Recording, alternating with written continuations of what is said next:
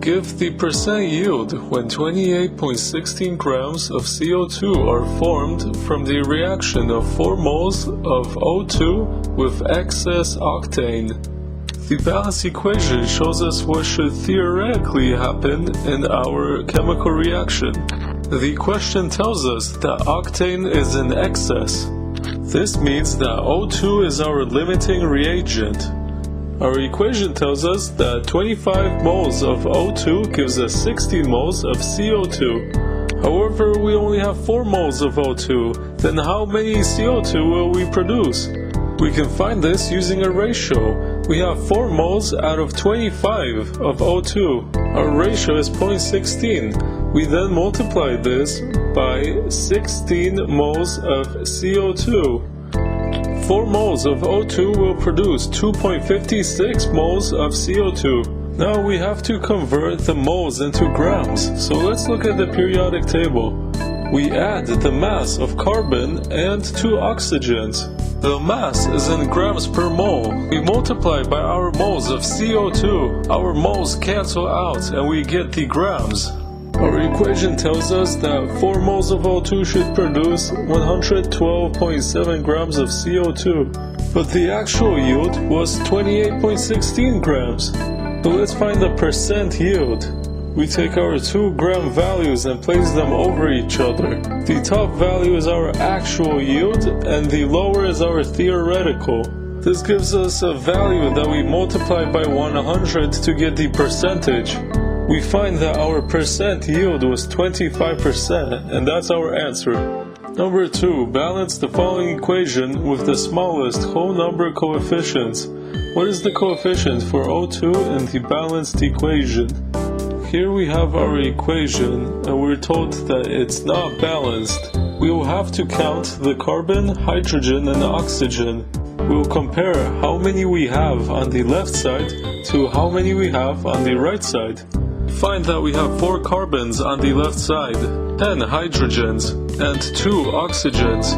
On the right we have just 1 mole of carbon, 2 hydrogen, and 3 oxygens. We will change the equation by adding coefficients. We're going to need more carbon on the right side, so let's add the coefficient 4 in front of carbon dioxide.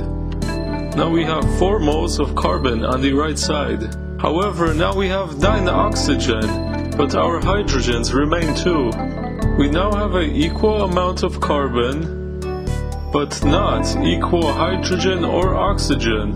So let's try this again. Let's try to balance the hydrogens out this time. Let's put the coefficient 5 in front of H2O. This gives us 10 hydrogens on the right side.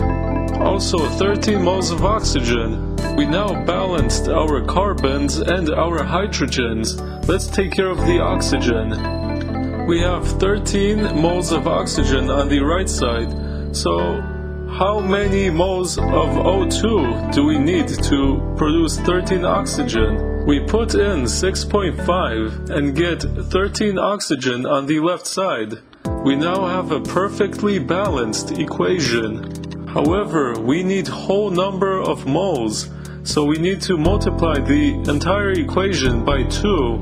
This is it. This is the balanced equation, and the question asks us for the coefficient in front of O2, so we find that number is 13 moles. Number 3. How many moles of iron oxide can be produced from the reaction of 0.45 moles of iron with 0.3 moles of O2? Here we have our balanced equation. First we'll see how much 0.45 moles of iron can produce. We multiply it by 2 moles of iron oxide over 4 moles of iron. We find that 0.45 moles of iron produces 0.225 moles of iron oxide. Now let's take a look at 0.3 moles of O2. We take it and multiply it by 2 moles of iron oxide divided by 3 moles of O2. We find that 0.3 moles of O2 produces 0.2 moles of iron oxide. the larger value is in excess, and the smaller is our limiting reagent. The amount produced by the limiting reagent is our answer. For a 25 milliliter solution of potassium hydroxide is titrated with 36.48 milliliters of 0.315 molar HCl. What is the concentration of the KOH solution? So we have the molarity of HCl from which we can find moles. 0.3150 molar is 0.3150 moles over 1 liter. We can now convert our milliliters into liters to use in our equation.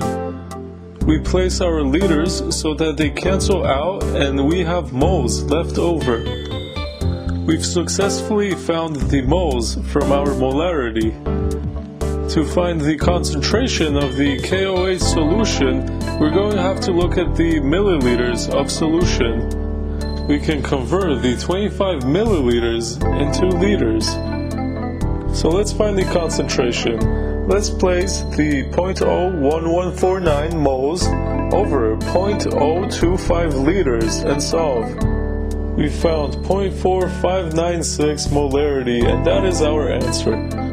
So last question, what is the molarity of 850 milliliters of a solution containing 46.2 grams of sodium bromide? Well, we know that molarity is moles over a liter, so first we're going to have to convert our milliliters into liters. Now that we've got the liters, one thing's missing. What's our moles? To find that, we'll need the mass of sodium bromide. From the periodic table, we can add the sodium and bromide masses together, and we get 102.894 grams per mole. Our solution contains 46.2 grams, and we can take sodium bromide's molar mass and place it in the equation in a way that grams cancel out. We'll be multiplying 1 mole by 46.2 grams and dividing by 102.894 grams. We find that 0.449 moles are in the solution. So our last step will be to take this value and divide it by the liters to find the molarity. Our molarity is 0.528.